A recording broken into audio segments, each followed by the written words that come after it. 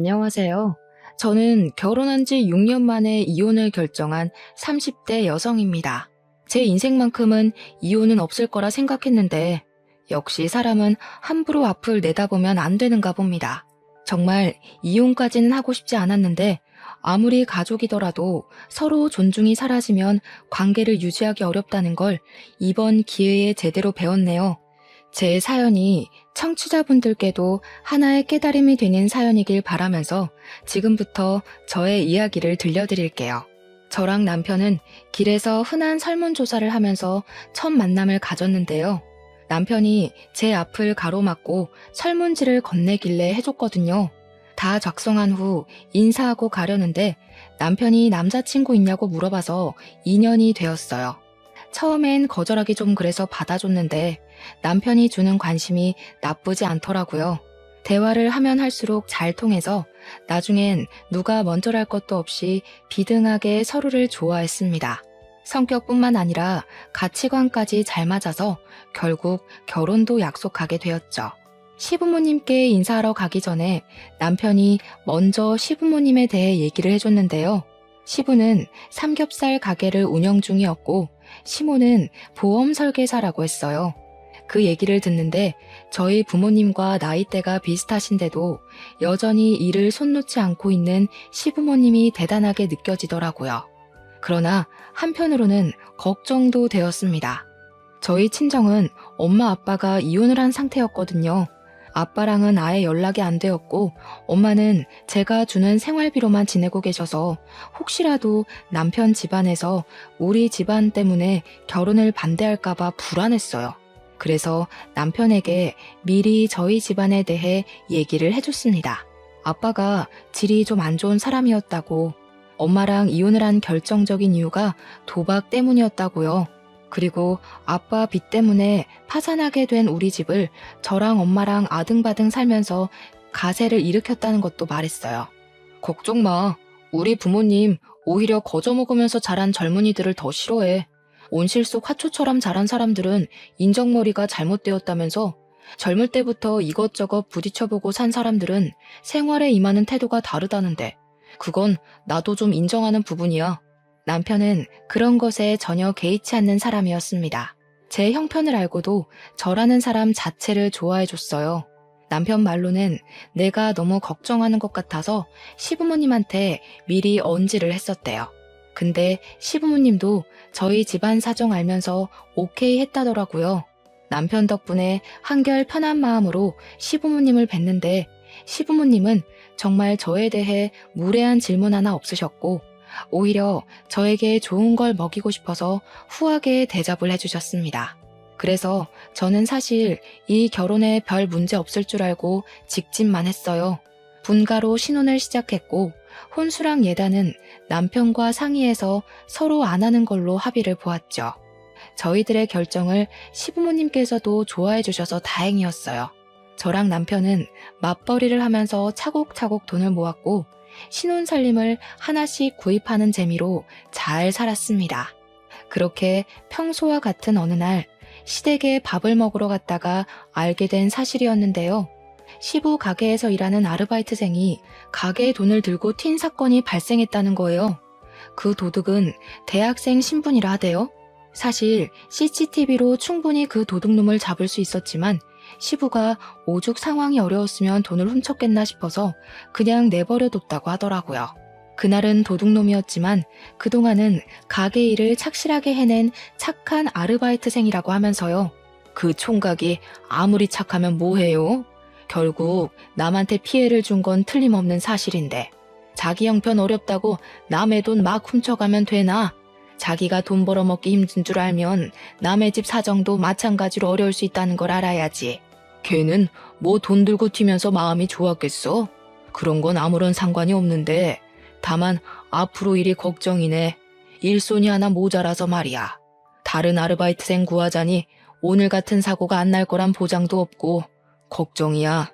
그 소리를 듣고 저는 시부의 인품에 감탄을 했습니다. 저 같으면 당장 신고해서 혼쭐을 내줬을 것 같거든요. 여기까지 저는 분명 시부를 좋게 봤어요. 그 일로 인해 시부가 아르바이트생 구하기 힘들다고 고민을 하시길래 저 또한 시부의 걱정을 함께하며 요즘 세상 각박한 걸 대신 욕해드렸죠. 근데 그 상황에 갑자기 시모가 제게 황당한 제안을 하더라고요. 그 때문에 저는 더 이상 시부를 걱정해주지 못했고 오히려 시부모님을 향해 의심을 품었습니다. 내가 한 가지 괜찮은 방법이 있는데 세아가 그러지 말고 네가 일 그만두고 시애비 가게에서 일하는 거 어떠니? 우리가 월 200만 원은 챙겨줄 테니까 직원으로 들어와도 괜찮을 것 같은데 지금 하는 일은 팍팍할 거 아니냐. 가족이랑 같이 일하면 마음도 편하고 얼마나 좋아. 시모가 제게 이 말을 하자마자 뭔가 알겠더라고요.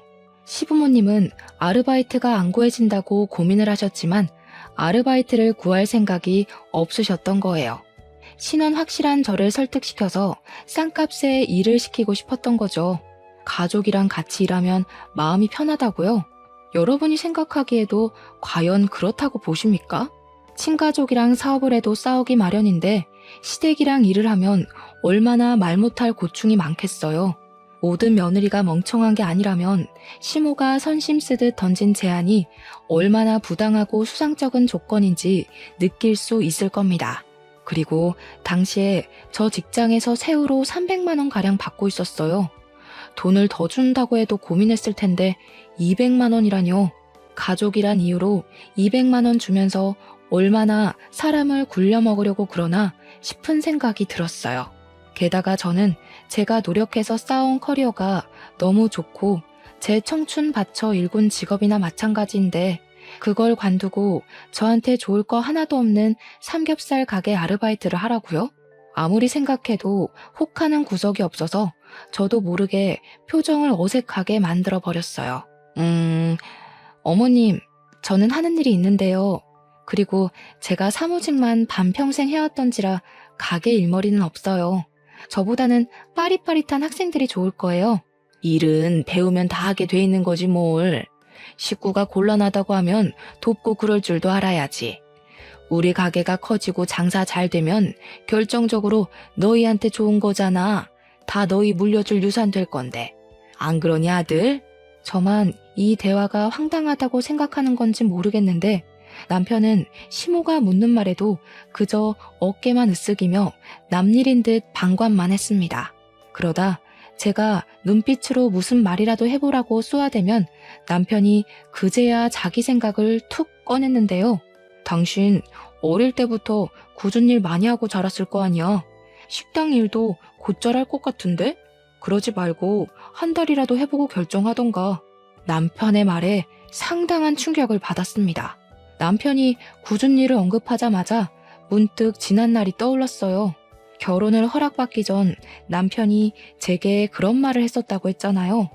온실 속 화초처럼 자란 젊은이들은 자기도 그렇고 시부모님이 별로 안 좋아한다고 말이죠.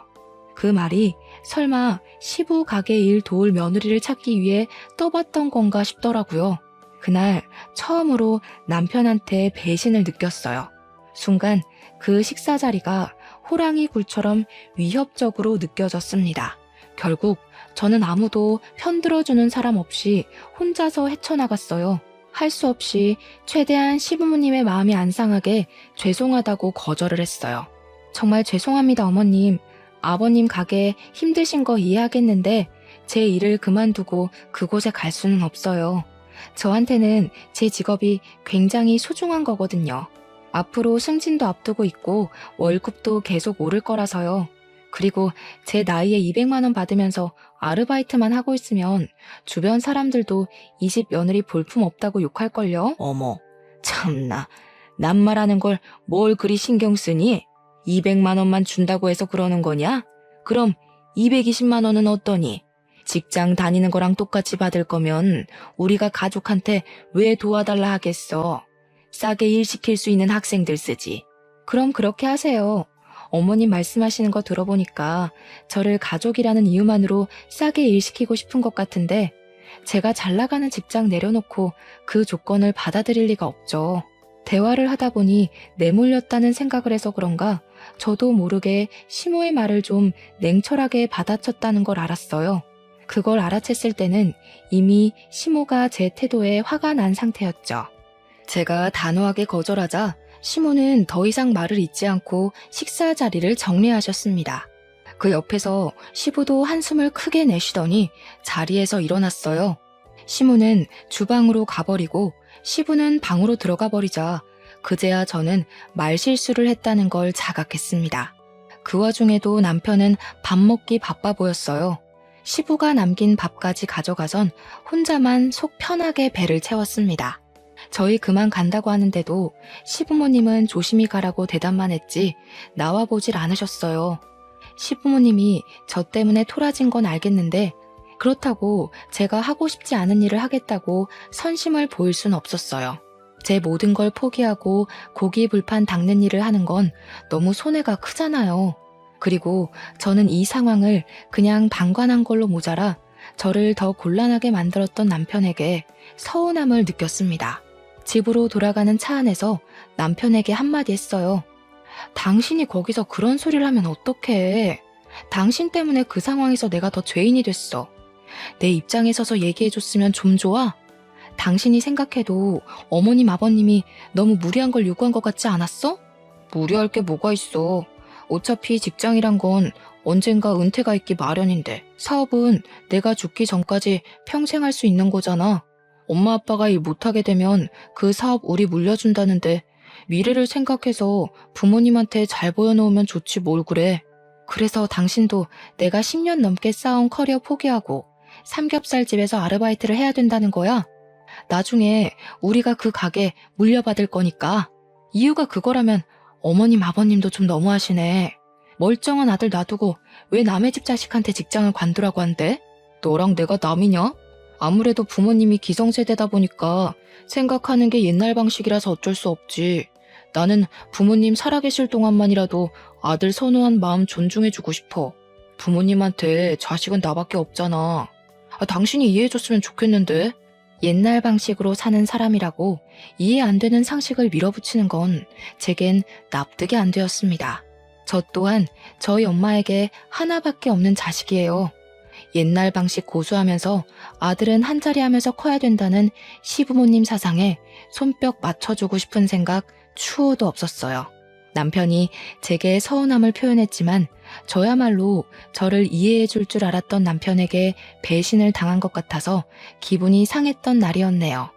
어쨌든 제가 시부모님께 직접 안 된다고 거절을 했으니 새 아르바이트생을 구할 거라고 생각했습니다. 시간이 지나면 삐쳤던 시부모님의 마음도 가라앉을 거라고 생각했죠. 그런데 제가 너무 마음 편하게 좌시했던 거였어요. 그날이 있고 무려 4개월이 지났는데도 시댁을 방문할 때마다 시부모님은 저를 대면대면하였어요. 시모는 대놓고 제게 감정 상했다는 걸 차가운 말투로 표시했고 시부는 저한테 아예 말을 안 걸었습니다. 시모도 시모지만 시부가 원래 저를 딸처럼 많이 예뻐해 주셨던 분이거든요. 근데 아르바이트 거절했다고 저를 4개월째 투명인간 취급하시니 정말 난감하더라고요. 괜히 마음이 불편해서 저 또한 표정에 곤란함이 그득할 때면 시모가 그런 제 모습을 마주칠 때마다 꼭 가슴 후벼 파는 말을 한마디씩 툭 던지셨어요. 너도 참 독한 편인가 보구나. 가족일 좀 도와주면 될 걸 그게 그렇게 힘들어? 아니면 눈치가 없는 거냐?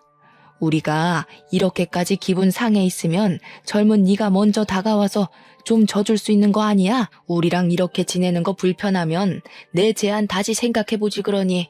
네? 아직 아르바이트 안 구하신 거예요? 죄송하지만 어머님, 제 생각은 여전히 똑같아요. 어머님이랑 아버님이 백날 첫날 기다리고 여쭤보셔도 만족스러운 답을 못 드려요. 그러니까 아르바이트 구하세요. 너 보통 고집이 아니구나. 당분간 이 집 문턱 넘는 일 없도록 해라. 아무래도 내가 한동안은 네 꼴 보기 싫을 것 같다. 그래도 시부모님 기분 풀어주고자 일주일에 한 번은 시댁을 찾아왔었는데 그게 오히려 시부모님께 반감을 샀던 것 같았어요. 시부모님이 제가 먼저 아르바이트 하겠다고 말해주길 기다린 것 보면 저를 볼 때마다 그 생각만 하고 있었나 봅니다. 시간이 갈수록 시부모님이 주는 압박과 눈치는 점점 더 심해져서 저 결국 시모 말대로 시댁 가는 발걸음을 줄이게 되었고 어느 순간 저도 모르게 발길을 뚝 끊게 되었어요. 시댁과 화해를 하고 싶지만 당장은 제 얼굴을 보여주는 것이 그분들께 스트레스일 것 같아서 저도 조심했습니다. 그러나 아무리 사이가 안 좋더라도 시댁 행사는 가야 하잖아요. 제가 명색의 며느리인데 시부모님이 꼴보기 싫다 했다고 시부모님 생신까지 안 챙기면 얼마나 눈치 없는 며느리가 되겠습니까? 시부 생신이라서 마침 시부가 좋아할 만한 선물 사주며 기분을 풀어주면 좋겠다고 생각했습니다. 그래서 저 정말 회사 반차까지 내면서 백화점에 가 신중하게 시부의 선물을 골랐어요. 남편이 뭐하러 그렇게까지 하냐고 그냥 용돈 주면 된다고 하길래 그건 뭔가 성의가 없는 것 같아서 꼭 선물을 해드리고 싶었어요. 그렇게 긴장되는 마음으로 오랜만에 시댁을 방문했습니다. 시부모님은 생신날이라 그런지 평소보다는 말투가 부드러웠어요. 여전히 제 눈은 잘 안 마주쳤지만 저더러 왜 왔냐고 타박하지도 않았고 시모 일을 도와줘도 시모가 제게 나무라는 일도 없었습니다. 그러나 문제는 식사 자리에 앉고부터 시작이 되었어요. 시부모님은 식사 자리 앞에서 어김없이 아르바이트생 구하기 어렵다는 얘기를 또 했습니다. 아, 이러다 진짜 장사 접어야 되는 건 아닌가 몰라. 요즘 젊은 사람들은 도대체 어떻게 믿고 써야 되는 거냐? 하도 금방금방 관둬서 사람 구하는 것도 힘들어 죽겠다. 계속 이러면 나도 짜증나서 더는 못 해먹어. 그래도 20년을 넘게 해왔는데 사람 안 구해진다고 그만두면 씁니까? 우리가 아들을 몇 명 더 낳을 걸 그랬나 봐요. 그럼 전업주부 하는 며느리 들이면 딱 좋았을 텐데. 시부모님이 저를 언급한 건 아니었지만 누가 들어도 저를 공략하는 대화였기에 눈치가 안 보일 수 없었어요. 저한테 자꾸 거절당하는 시부모님 마음 안 좋을 거 압니다. 그렇지만 계속 거절해야 하는 제 마음 또한 시부모님 못지않게 불편하단 말이죠.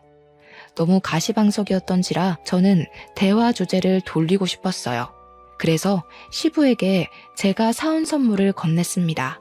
시부가 장사한다고 좋은 신발 하나 못 사시는 것 같길래 다른 약속 갈 때 신으라고 구두 한 켤레를 해줬어요. 나름 브랜드 있는 고가의 상품이었죠. 일단 아무리 시부가 제 선물에 마음이 풀린다고 하더라도 활짝 웃는 반응까진 기대 안 했어요. 그냥 저한테 고맙다거나 제 눈을 마주해주면서 따뜻한 말 한마디 해주시는 거면 충분했습니다. 적어도 선물을 받았으니 그런 작은 반응 정도는 올 거라고 생각했어요. 하지만 시부는 제 선물을 받아가고도 열어보지 않고서 그냥 곁에 내려두기만 하더군요. 그러면서 하시는 말씀은 저의 부풀었던 마음에 찬물을 제대로 끼얹어 주었습니다.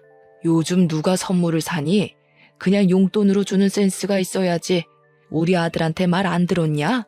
우리 아들은 매번 돈으로 주는데. 내가 얘기했지. 근데 와이프가 아빠한테 정성 보이고 싶다고 회사까지 빼고 백화점 가서 준비한 거야. 구두 꽤 비싸던데 엄청 신경 써서 산 거니까 말이라도 고맙다고 해줘. 쓸데없는 곳에 정성 보일 시간에 시가 집안이 어떻게 돌아가고 있는지 상황 파악부터 해보면 좀 좋냐. 누가 선물 바랬어? 장사하기 바빠 죽겠는데 구두는 무슨 구두. 누구 장사 말아먹으라고. 고사 지낼 일 있나? 내가 이거 신고 놀러갈 정도로 여유가 있었으면 아르바이트 때문에 골머리 앓고 있겠니? 시부는 아무래도 아르바이트 문제 때문에 저한테 단단히 화가 난 듯 했어요. 제가 시부의 일을 나서서 도와주겠다 하지 않는 이상 이건 풀릴 문제가 아닌 것 같았습니다. 그래도 신경 써서 시부모님의 마음을 풀어주고자 진심을 많이 기울였는데 시부한테 매정한 말을 들으니 정말로 속상하더라고요.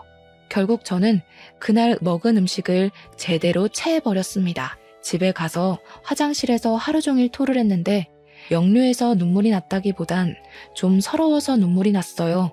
생각할수록 시부모님께 화가 나기까지 했습니다. 고작 아르바이트 하나 거절했다고 저는 한순간에 시댁에서 천하의 못된 며느리가 되어버렸어요. 이럴 수가 있는 일인가요? 그렇다고 제가 생각을 바꿀 것도 아니고 시부모님도 저를 배려해 줄 생각이 없고 어쩔 수 없이 저랑 시댁의 사이는 계속해서 멀어져 갔어요. 그때쯤엔 저도 시댁을 포기해버렸습니다. 그런 와중에 저희 엄마가 가벼운 수술을 받는 바람에 시댁 걱정은 제 머릿속에서 완전히 묻혔어요.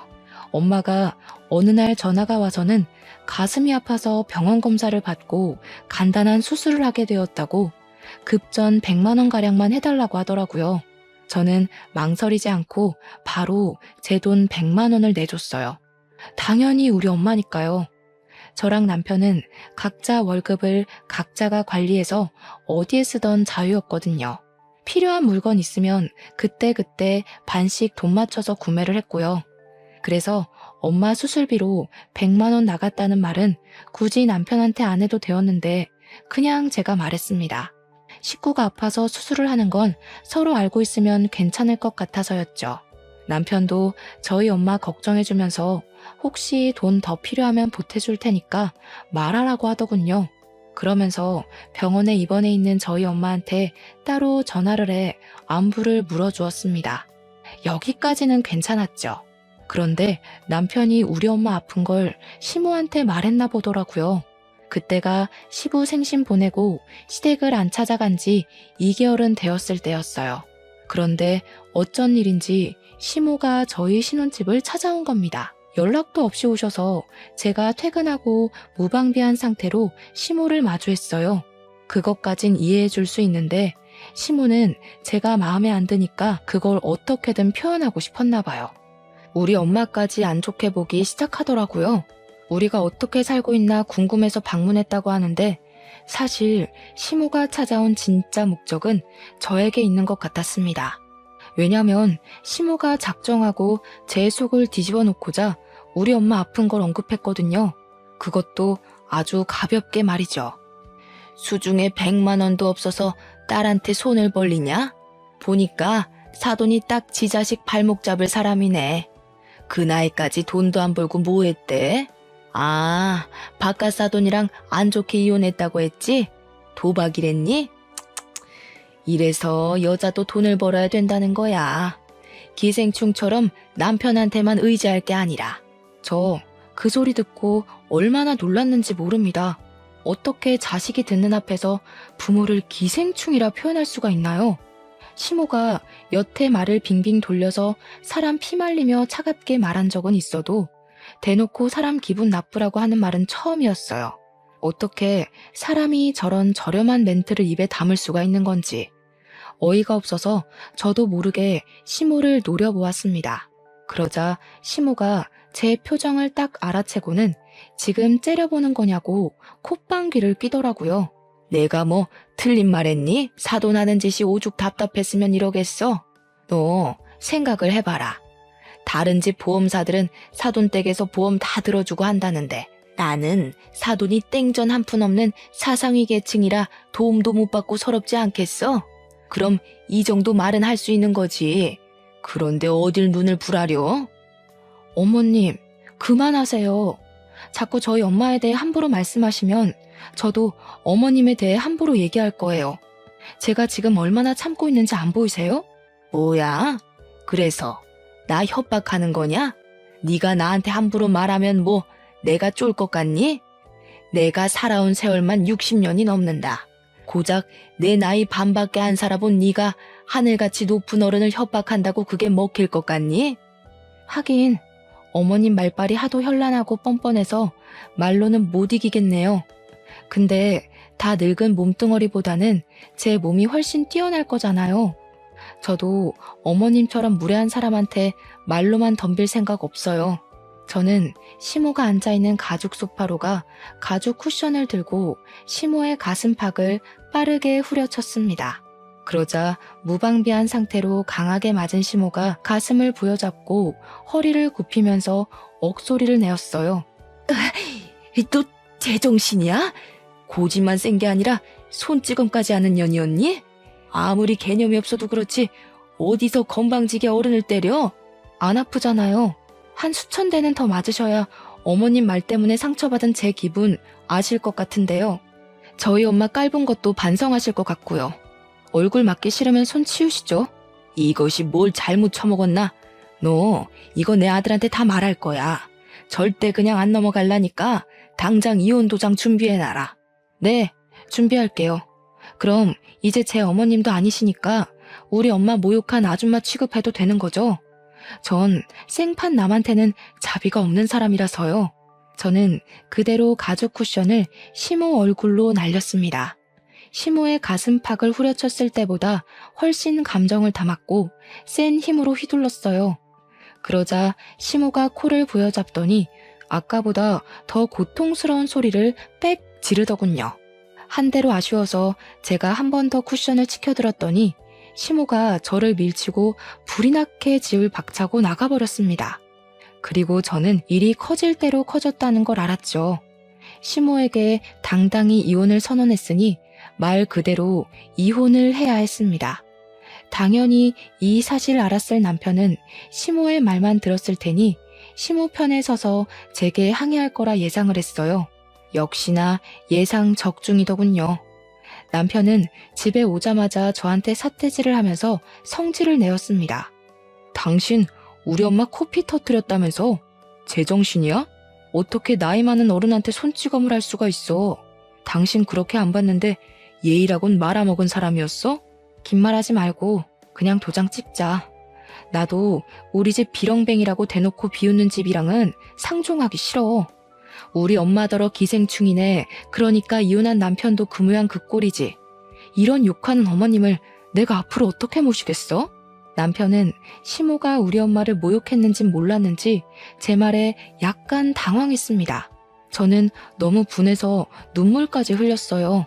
남편에게 입장 바꿔 생각해보라고 내가 손찌검 끝까지 참았어야 했냐고 짜증을 내버렸습니다. 아무리 그래도 대화로 잘 풀면 되는 걸. 당신이 너무 섣불렀어. 우리 엄마 놀라서 알아누웠다고. 당신이 먼저 가서 사과하는 게 좋을 것 같은데. 그래. 이래서 내가 당신은 별로 설득 안 하고 싶다. 내가 사과를 왜 해? 이제 이혼하면 아무짝에 상관없는 사이인데 우리 엄마 아픈 걸로 깔보셨으니까 벌 받는 거라고 생각하라 그래. 뭐? 야, 이혼이 누구 집 개 이름이냐? 이혼은 무슨 이혼. 그냥 네가 가서 사과하면 다 해결될 문제야. 왜 매번 우리 부모님한테 져주질 않아? 꼭 어른을 이겨먹어야 되겠어? 반대로도 묻고 싶네. 꼭 자식 같은 젊은이를 이겨먹어야겠냐고. 나이 많다고 무조건 배려받기만 원하지 말고 먼저 선심을 보였어야지. 이혼하기 싫으면 어머님 보고 직접 와서 나한테 사과하라고 해. 우리 엄마 깔본 것도 정식으로 사과하라고 하고. 안 그럼 이혼이야. 남편은 제 말에 고민하는 것 같더니 그마저도 자기 자존심 때문인지 제게 굽히고 들어가려 하지 않았습니다.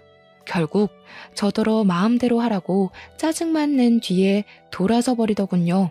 이쯤 되니까 제가 누구를 사랑했고 누구를 위해 이 집 식구가 되어 마음고생을 했는지 모르겠더군요.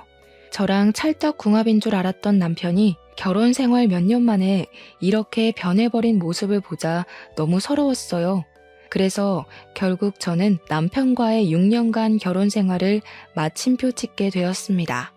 시모한테 끝까지 사과를 받지 못한 게 마음에 걸렸지만 이혼을 하고 나니까 그래도 속은 시원하더라고요.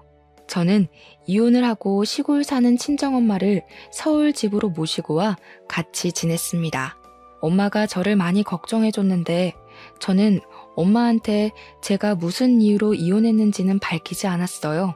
그냥 성격 차이라고만 둘러댔죠. 엄마랑 지내니까 왠지 10대로 돌아간 것 같은 기분이었어요. 이혼 전에는 누군가의 아내로 며느리로서 그 역할을 잘해내려고 어른인 척 했었는데 엄마 옆에선 영락없는 딸이 될 수 있어서 마음이 편했습니다. 그렇게 무탈한 시간을 보내던 어느 날이었어요. 갑자기 제 앞으로 사망보험금이 떨어진 겁니다. 너무 액수가 커서 이게 뭐지 하고 알아봤다가 우리 아빠의 사망보험금이란 걸 알았어요. 제가 어릴 적 엄마가 이혼을 했기 때문에 그 이후로 쭉 아빠 소식은 못 듣고 지냈는데요. 아빠 존재도 생각 못하고 살았는데 갑자기 교통사고로 소식을 알린 아빠 때문에 많이 당황했습니다. 당연히 우리가 장례식을 해줄 필요는 없었어요. 하지만 아빠를 챙겨줄 사람이 없다는 것까지 알게 되자 엄마가 아빠의 장례식을 도맡자고 결정 내리셨어요. 아무래도 엄마가 13억이란 사망보험금을 그냥 받기가 좀 그랬나 보더라고요. 저는 엄마의 의견을 존중하여 아빠 3일장을 무사히 치러주었습니다. 그런데 저희가 당황할 일이 한 가지 더 남아 있었어요. 이미 13억이라는 보험금 수익자가 된 것만으로도 당황스러운데 아빠가 도박을 해서 돈을 딴 적이 있었나 봅니다. 아니 글쎄 아빠 앞으로 된 땅이 하나 있었더라고요. 그것마저 저한테 유산으로 돌아온 겁니다. 졸지에 평범한 직장인이었던 제게 땅이 생기고 억대 자산가 되었어요. 마치 복권 1등에 당첨된 것처럼 당황스러웠지만 저는 이걸 그동안 마음고생한 값이라 생각하고 받아들였습니다. 신혼집을 나오고 엄마랑 같이 월세에 살던 저는 엄마랑 둘이 살 집을 구하게 되었어요. 살면서 아파트를 매매로 들어가게 될 줄은 몰랐는데 그 꿈을 생각보다 빨리 이루게 되어 기뻤습니다. 새 집으로 이사를 간 저희는 이삿짐 정리로 정신이 없었어요. 그런데 엄마가 시골 사람이라 정이 많은데 굳이 신경 안 써도 되는 옆집에 자꾸 떡을 갖다 주라고 챙겨주는 겁니다. 엄마, 서울에서는 이런 거 안 해. 떡 주는 것도 옛날이나 고맙다고 받았지 요즘에는 이런 거 주면 의심만 받는다니까. 저는 2020년대에 떡을 갖다 주러 아파트 이웃집에 들르는 것이 민망해서 괜히 더 엄마한테 투덜거렸어요. 그러니 엄마가 세상 팍팍해진다고 덩달아 팍팍해지지 말라고 타박하더라고요. 저는 할 수 없이 떡을 들고 옆집 가서 초인종을 눌렀습니다. 그러자 웬 총각이 한 분 나왔는데요. 출근하는 길인지 가방을 챙겨 들고 있는 모습이었어요. 어리둥절해하는 총각에게 저는 쓸데없는 말 안 하고 바로 떡을 전해주었습니다.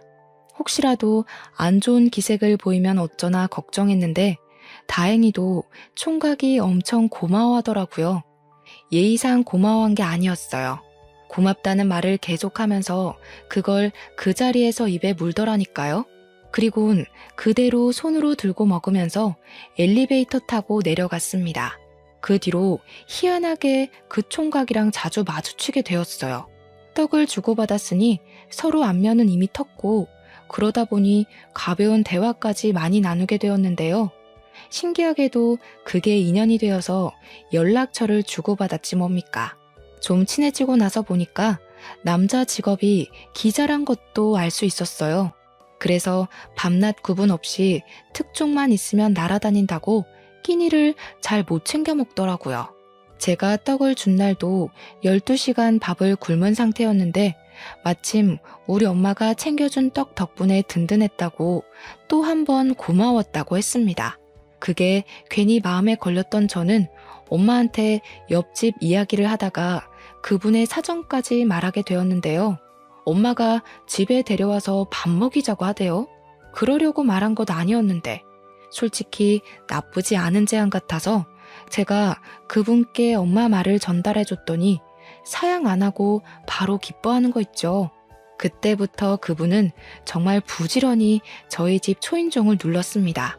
덕분에 집에서 심심하기만 했던 엄마는 옆집 총각 밥 해주는 재미로 살았어요. 본의 아니게 셋이서 겸상하는 날이 들어갔는데 그 정 때문인지 어느 날 기자분이 제게 마음이 있다고 고백을 했습니다. 그런데 저는 이혼 여잖아요.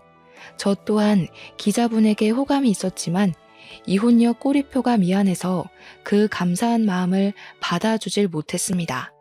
근데요, 당황스럽게도 기자분이 제 이혼 사실을 알고 있더라고요. 알고도 제게 고백하는 거라고 엄청 당당하게 말하길래 어떻게 알고 있냐 했더니 엄마가 알려줬답니다. 저 몰래 총각한테 제 얘기를 많이 했나 보더라고요. 저랑 만나보라는 말까지 했다는 거 아니겠어요? 엄마 때문에 민망했지만 어쨌든 저는 그렇게 그 기자분이랑 사귀게 되었어요. 이혼을 하고 1년 만에 남자친구가 생긴 거죠.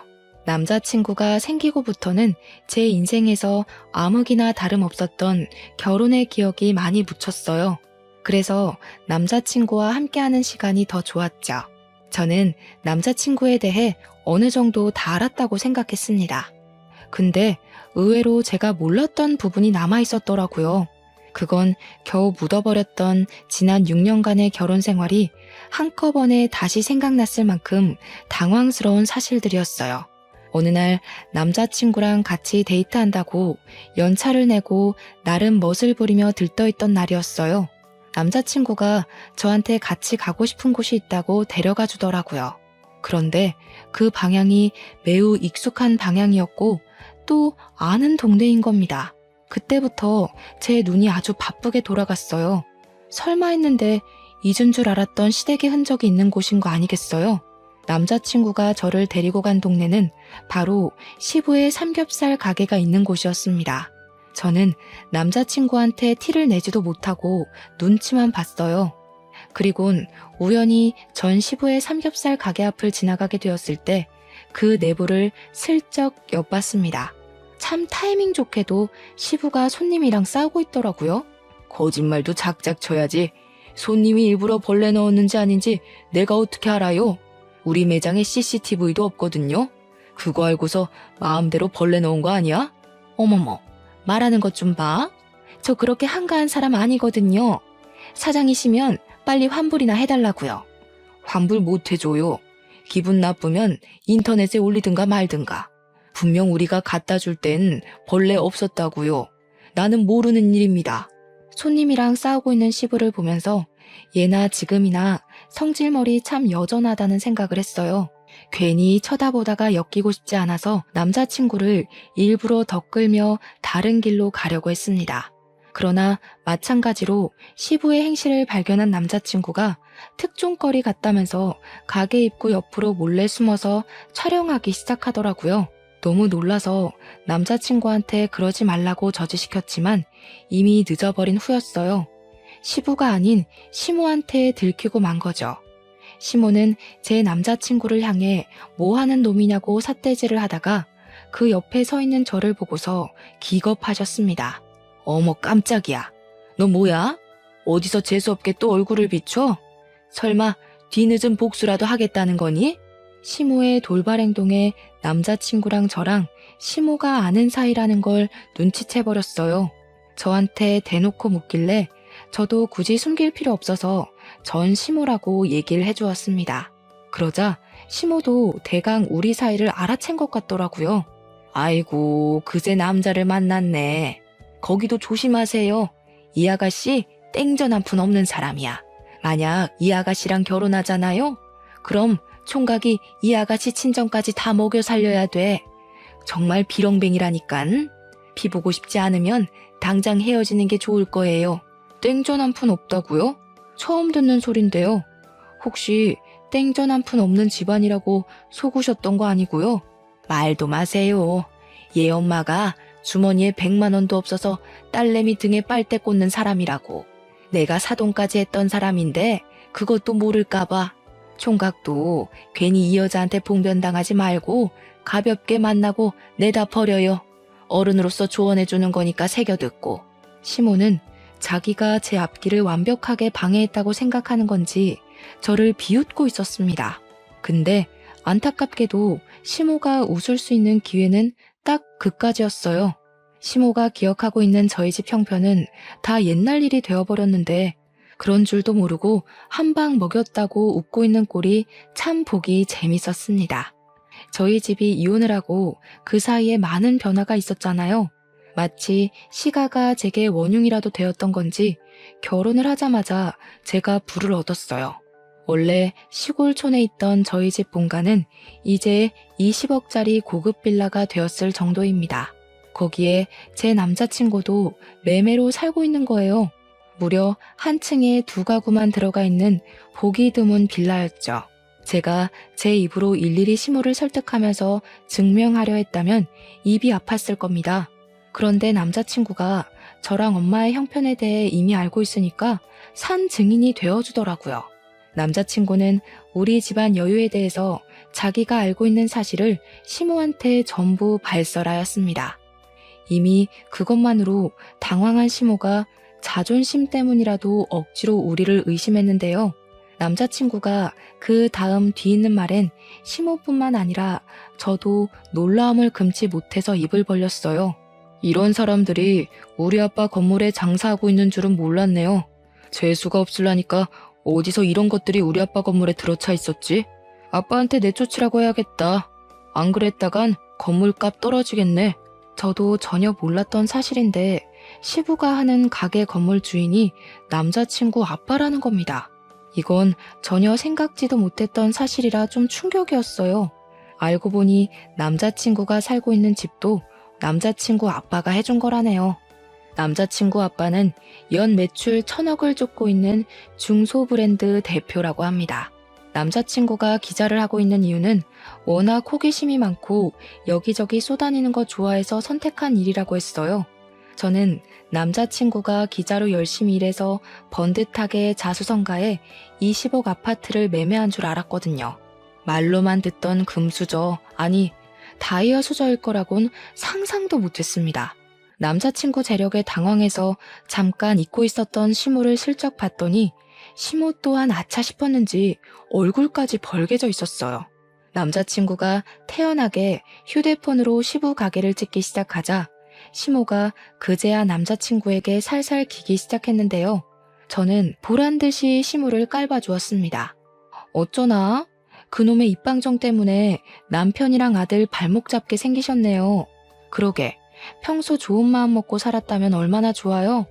속내가 썩어 문드러졌으니까 얼굴에 죽음도 자글자글 하잖아요. 그새 더 늙으셨네. 그런 얼굴로 보험 팔면 사람들 다 도망가요. 그 사람이 우리 엄마를 깔봤던 것처럼 언젠가 한 번은 저도 그 사람을 깔보는 날이 왔으면도 싶었는데 그게 그날이 될 줄은 몰랐습니다.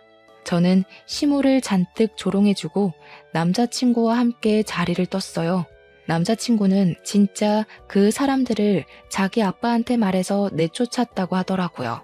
그러면서 저더러 그 사람들이랑 한 식구 하느라 힘들었겠다고 위로를 해주는 거 있죠. 자기는 잠깐만 말 섞었는데도 내쫓고 싶을 만큼 숨이 막혔다면서 말이죠. 그 뒤로는 그 사람들 소식을 굳이 안 찾아봐서 모르겠는데 아마 빚에 전전하고 있지 않을까 싶어요. 저는 만나고 있는 남자친구와 결혼 전제로 만나는 건 아니에요. 좀 잘 맞고 잘 통한다고 해서 덜컥 결혼을 결심하는 건 어리석은 행동이란 걸 알아버렸거든요. 결혼을 하고 싶은 타이밍이 어떨 때 들어야 정답인 건지 아직은 모르겠지만 지금 만나고 있는 남자친구랑은 그저 모든 걸 신중하고 싶네요. 아무튼 이혼을 고민하고 계신 분들이나 한 번 정도는 이혼을 마음에 품어봤던 여러분들도 여러분들에게 가장 최선인 해답을 향해 나아갈 수 있었으면 좋겠습니다. 늘 행복하시고 소중한 시간 내어 관심 있게 들어주신 것도 감사합니다.